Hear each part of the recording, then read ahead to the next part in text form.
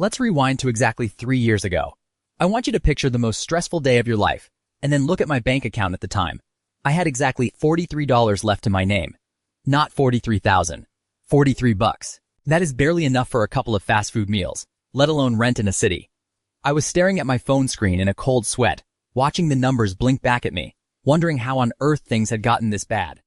As you can see from the look on my face back then, I was broke, desperate, and trying to figure out how to make money. When you have absolutely no safety net, a heavy kind of panic sets in. You stop thinking about long-term careers and start looking for any immediate lifeline. Every waking hour of my life became a cycle of pacing around, looking at my empty hands, and desperately trying to find a way out. I tried everything. Seriously, look at this list of failures. I started with selling t-shirts, but nobody bought them. So I crossed that off and pivoted to dropshipping random gadgets, which only succeeded in losing me ad money. Finally, I tried my hand at day trading, which turned out to be a phenomenal way to turn my last few dollars into zero. Every single venture ended in a frustrating, humiliating red X. With every mainstream hustle failing, I was right on the edge of giving up. Then I noticed people loved my handwritten notes. I've always had this weird habit of scribbling down simple reminders just to keep my own anxiety in check. I held up a scrap of paper that just said, "Drink water," with a little heart drawn under it. And to my surprise, people actually stopped to look at it. Seeing how much people liked the raw style of it, so I listed one for $5 as a joke.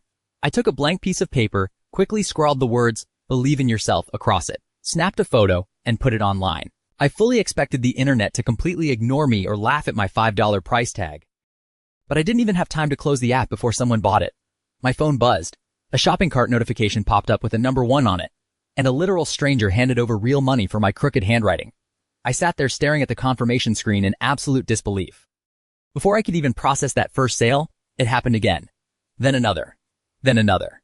Then 10 more little stick figure faces popped up on my dashboard. That sudden wave of orders completely flipped my life upside down, proving that people didn't want polished graphics. They wanted something human. That trickle turned into a flood, and soon I was writing notes all night.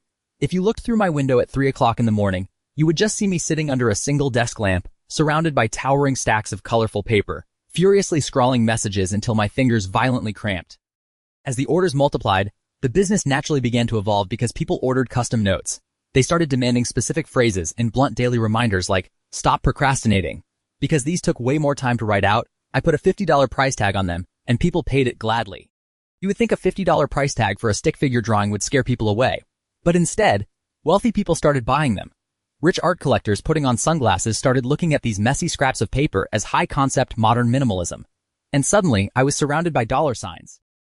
The absolute peak of this high-society absurdity happened when one guy paid $500 for this note. I put a yellow frame around a piece of paper that simply read, "Remember why you started," and handed it over. Holding that $500 check made me realize that value is entirely subjective. The volume quickly became a battle against paper cuts that I couldn't win alone, so I hired my friends to help. In a matter of days, my living room transformed into a chaotic assembly line with a whole crew of us sorting, packing, and holding up stacks of colorful paper to keep up with the orders. We thought we had finally stabilized the workload, but then a celebrity posted about it. A massive account shared our stick figure drawing on their phone screen, and within minutes, the post was exploding with over 10,000 likes and 2,000 comments, sending a tidal wave of eyes straight to us. The moment that post went live, our orders went crazy. If you looked at our sales dashboard, the charts didn't just climb gradually. The green bar shot straight up in a vertical line toward a bright red arrow. That viral explosion completely stripped away any remaining resemblance of a normal home, and my apartment turned into a note factory. There were shipping boxes stacked all the way to the ceiling, colorful notes covering every square inch of the floor, and the echo of tape guns filling the halls. Living in that beautiful chaos for 12 months brought me to a moment I never could have anticipated. Exactly 1 year later, I hit $1 million in revenue. Confetti was practically flying all around me as I celebrated the fact that a $5 joke had turned into a 7-figure business. Word traveled fast, and suddenly reporters asked about my secret. I had people crowding around me with microphones and cameras, expecting a sophisticated lecture on economics or high-level algorithm hacking. They were all leaning in, waiting for a brilliant answer. But if you want the truth, I didn't have a secret. I stood there looking completely blank because I didn't have a complex market strategy at all. The reality of entrepreneurship is far less glamorous than people think. As I look back at it, I was just broke enough to try something stupid.